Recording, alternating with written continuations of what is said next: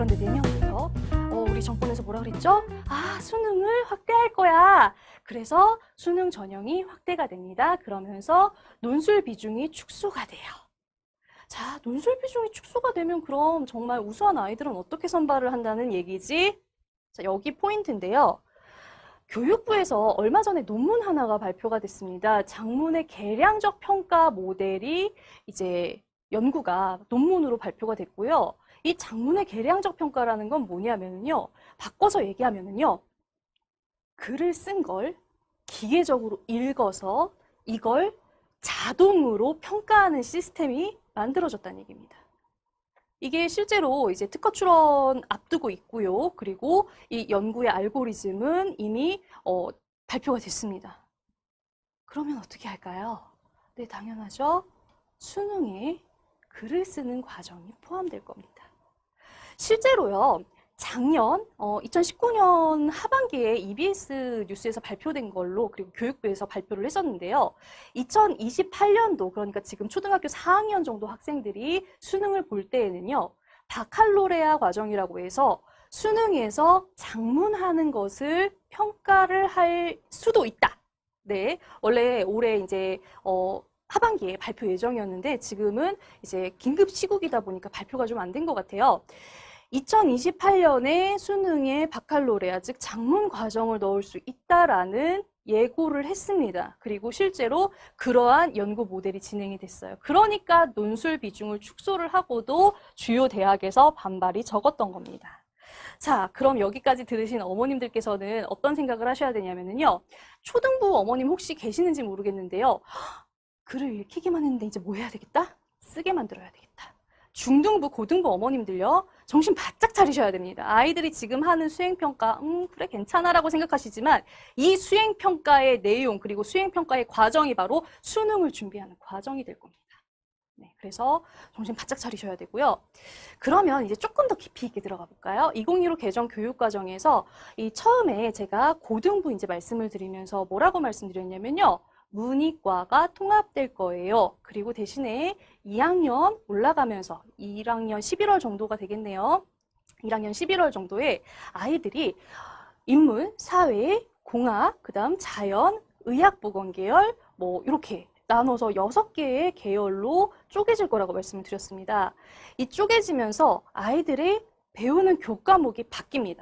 자, 1학년 때는요, 공통과목으로요, 모두 다 국어, 수학, 영어, 한국사, 통합사회, 통합과학 다 배웁니다. 이거는 거의 동일해요. 지금이랑 별로 다르지 않은데요. 다만 다른 게 있다면은 과학과 사회를 모든 아이들이 같이 배운다는 겁니다. 2학년 올라가면서 아이들은 자신이 선택한 계열에 따라서 선택 과목을 하나씩 선택해서 수강을 해야 됩니다. 이때 일반 선택 과목은 대학의 교양 과정이라고 생각하시면 돼요. 그래서 조금 더 폭넓게 우리 아이들이 공부를 할 수 있도록 하는 과정이고요. 진로 선택 과정은 제가 아까 말씀드렸던 계열의 학습 수월성을 위해서 미리 아이들이 대학의 전공 과정을 조금 당겨서 듣는다 정도로 생각하시면 됩니다. 그러다 보니까 진로 선택 과목에 교과목들이 참 재밌어요. 어떤 게 있냐면요. 여행지리, 그 다음에 경제 수학, 이런 것들이 있어요. 그리고 영어에도 그냥 영어가 아니라 영미문학 읽기. 이 영미문학 읽기는 뭐냐면요. 다시 말해서 영미문학, 그러니까 영어권 문학의 중요한 작품들이 있죠. 셰익스피어나 뭐 이런 것들. 그런 것들을 아이들이 읽고 그 다음 에세이를 쓰도록 하는 그런 과정입니다. 굉장히 심층적인 과정이죠. 이런 것들을 계열에 맞게 선택해서 수강을 해야 됩니다. 문제는 뭐냐면요. 일반 선택 과목이나 진로 선택 과목, 특히나 이 진로 선택 과목은 굉장히 심화 과정이고 그리고 교과목 자체가 여러 갈래로 이제 쪼개져 있다 보니까 학교에서 선생님들께서요. 이 진로 선택 과목을 담당할 선생님들이 모두 다 마련되지는 않아요. 그러니까 모두 다 대비를 하기는 어려워요. 학교마다. 두 번째, 진로 선택 과정을 선택한 아이들마다 강의실이 다 달라야, 교실이 다 달라야 되잖아요. 그런데 이 교실이 다 마련되어 있지도 않아요. 그럼 어떻게 해야 돼요? 네, 그러면 우리 아이들은 학교 잘못 가면은 저는 예를 들어서 여행 칼럼니스트가 꿈이에요. 그래서 때려 죽여도 여행지리를 들어야 될 것 같은데 우리 학교에는 여행지리가 개설이 안 된대요. 그럼 어떻게 해야 돼요? 여행지리 못 듣고 나는 대학 가야 돼요? 그럼 학생부 종합전형에서 나는 평가 제대로 못 받아요? 그래서 생겨난 게 고교학점제입니다. 네, 그래서 아이들이요.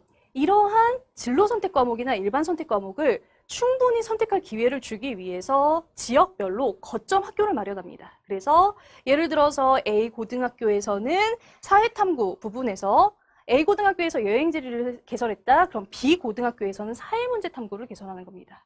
그리고 C 고등학교에서는 고전과 윤리를 개설하는 겁니다. 그러면 이렇게 개설을 해놓고 나면 어떻게 될까요? 네, 월요일부터 금요일까지는 내가 A 고등학교 학생이면 A 고등학교 가요. 그리고 토요일에 혹은 2주일에 한 번씩 내가 여행지리를 듣고 싶으면 B 고등학교로 갑니다. 그리고 B 고등학교에서 이수한 성적은 A 고등학교 학생부에 반영이 됩니다. 그게 바로 고교 학점제의 주요 내용입니다. 문제는요. 자, 가만히 생각을 해보세요, 어머님. 수학 중에서 예를 들어서 가장 어려운 부분이 어떤 걸까요? 네, 기하, 벡터 나오면 우리 아이들 거의 쓰러져요. 네, 기하, 벡터 별로 안 좋아합니다. 그럼 기하, 벡터 선택하는 아이들은 몇 명이나 될까요? 혹은 국어의 고전 읽기. 여기 국어의 고전 읽기는요, 철학 서적이나 아니면은 굉장히 오래된 서적들 읽고 해석하고 공부하는 겁니다. 자, 이거 좋아해서 선택하는 아이들 몇 명이나 될까요? 네, 몇 명 없겠죠? 그럼 인원이 얼마 안 돼요. 근데 수강생이 많으면은요, 상대적으로 내가 성적을 올릴 수 있는, 그러니까 조금만 나쁘게 말할게요, 어머님. 중간과 바닥을 깔아줄 애들이 많습니다. 근데요, 고전 읽기 선택하는 친구, 기하 선택하는 친구들은 주로 어떤 친구들이 선택할까요? 공부 잘하는 친구들, 의대 가고 싶은 친구들. 이런 친구들이 선택합니다. 나는 내 진로 때문에 고전 읽기를 선택하고 싶은데 여기에 애들이 너무 공부를 잘해요. 상대적으로 내가 너무 밀려요. 나는 진로 때문에 선택했는데. 얼마나 불합리한 그런 구조입니까? 그래서 성적을 매기는 방법이 일반 선택 과목과 진로 선택 과목이 조금 다릅니다. 예를 들어서 일반 선택 과목은 5단계 평가를 한다면 진로 선택 과목은 3단계 평가를 합니다. 제가 이거를 조금 더 쉽게 말씀을 드릴게요. 자, 일반 선택, 영어에서 일반 선택 과목인 영어 회화를 아이가 듣는다면은 전체 수강생이 뭐 예를 들어서 한 500명 된다 그러면은요, 이 500명 중에서 내가 1등급을 받기 위해선 4% 안에 들어야 됩니다. 자, 500명의 4%면 몇 명이죠? 5, 4, 20? 네, 20등 안에 들어야 돼요. 그러니까 20등 안에만 들면은 1등급을 받을 수 있지만 바꿔서 얘기하면 11%, 55등만 넘어가도요, 2등급이에요. 넘어가면 3등급이에요. 55등까지가 2등급, 넘어가면 3등급입니다. 23%까지 가면은요, 우리 아이 4등급이에요. 되게 떨리죠? 자, 이렇게 등급을 매기는 이 과정이요, 진로 선택 과목에서는 A, B, C 이렇게 성취 과정으로 바뀝니다. 그래서 예를 들어서 아이 전체 수강생 수가 50명이라고 칠게요. 진로 선택 과목은 좀 적게 선택을 할 테니까요. 영미문학 읽기라는 진로 선택 과정을 예를 들어 50명이 수강을 했다면 1등급 안에 들기 위해서는 2등 안에 들어야 됩니다. 엄청나죠? 그리고 2등급 받기 위해서는 5등 안에 들어야 돼요. 말도 안 되죠? 그러니까 이걸 성취 과정으로 A, B, C로 나눠서 평가를 해요. 그래서 대략 한 30% 정도까지는 A등급을 줘요. 그리고 그 하위 누적 30.9%, 그러니까 누적해서 대략 63.3%까지는 B등급을 줍니다. 자, 50명의 60%면은요, 30등까지예요. 30등까지 B등급을 주는데요. B등급까지는 서울상위 20개 대학을 입학하는데 아무런 성적 제한이 없습니다. 학생부 종합전형 내신 대비하기 엄청 쉽겠죠. 그렇게 아이들이 교과목을 선택하는 데 대한 불합리함이나 아니면은 조금 뭐랄까요? 어려운 점을 과감히 축소를 해준 게 이번 개정 교육과정의 핵심입니다. 자, 그러면 이번 개정 교육과정에서요, 가장 중요한 건 뭐냐면요. 우리 아이가 어떤 계열의 과목을 선택하느냐, 이건 1학년 때까지, 1학년 11월까지 정해야 된다고 말씀을 드렸어요. 자, 그 다음 2학년으로 넘어가면서부터는요, 일반 선택 과목과 진로 선택 과목을 얼마나 잘 전략적으로 선택하느냐가 관건입니다. 자, 그러면 이 전략적으로 선택하느냐, 얼마나 전략적으로 선택하느냐에 따라서 학생부 종합전형에서는 이 아이가 그 진로 계열에 얼마나 열정적이고 관심이 있는지를 평가를 하게 됩니다. 자, 그래서 제가 이제 몇 가지 좀 사례를 가지고 왔는데요. 보통교과 선택, 과목 선택 요령입니다. 보통교과는 아까 말씀드렸던 일반 선택 과목이에요. 예를 들어 우리 아이가 인문이나 사회 계열을 선택했다 그러면은요, 뭐 희망 전공이 통계학일 수도 있고 경제학일 수도 있습니다.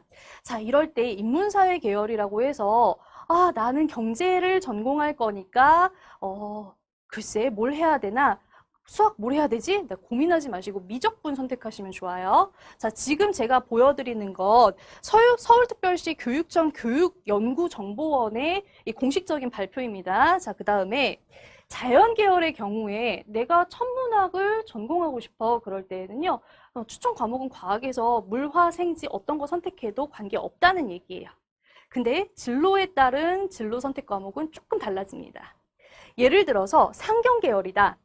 상경 계열의 대표적인 게 경제 경영이죠. 경제 경영을 선택해서 내가 전공을 하고 싶어요. 그럴 때에는요. 보통 어머님들께서 어머 그러면은 경제 수학 봐야 되겠다. 그치? 어머 그러면은 공부 잘하는 애들 기하 봐야 된다. 그러니까 기하 봐야 되겠다. 아니에요. 그냥 수학 과목이 교과 과정 중에서 충분히 선택될 수 있도록만 해주시면 됩니다. 그래서 모든 이제 교과 과목을 통틀어서 수학을 좀 많이 선택하시는 게 좋아요. 그리고 또 하나 사회 과목에서는요. 어머 경제학 전공할 거니까 너는 경제 봐야 되겠다. 경제나 이런 것만 봐야지. 아닙니다. 경제 그리고 경영 계열을 전공하기 위해서는요. 정치와 법의 구조가 어떻게 되는지도 알아야 되고요. 전 세계적으로 어떤 역사가 이렇게 돌아가고 있는지도 잘 알아야 돼요. 그래서 정치와 법, 경제, 세계사, 세계지리 이 정도 선에서 선택을 하시는 게 좋습니다. 그래서 이렇게 선택을 하셨을 때 학생부 종합전형 아직까지 이 정시가 늘어난다고는 하지만은요 입시 전형의 절반이 수시예요. 그리고 이 수시에서 비중이 좀 줄기는 했지만 학생부 종합전형 우리가 무시할 수 없어요. 그래서 이 무시할 수 없는 학생부 종합전형 선택을 위해서는 이런 교과목 전략적인 선택이 굉장히 중요합니다. 왜요? 내가 전공에 대해 얼마나 열정적인지를 종합적으로 평가하고 그리고 전공을 제대로 학습할 수 있는 능력이 있는지를 종합적으로 평가하는 게 학생부 종합전형이니까요. 자, 그래서 이제 개정 교육과정에서 제가 이제 요 정도로 아이들의 수시 그리고 내신 대비의 전략을 좀 말씀을 드렸는데요. 근데 수능, 정시 또 우리가 무시할 수 없잖아요. 아직까지는요, 이 정시의 비중이 대략 한 30% 정도밖에 되지 않지만은 앞으로 점점 늘려나갈 거라고 했으니까 정시도 대비를 해야 됩니다. 자, 그러면 정시에서 우리 아이들이 수능에 어떤 교과를 보는지 같이 한번 봐주시기 바랍니다.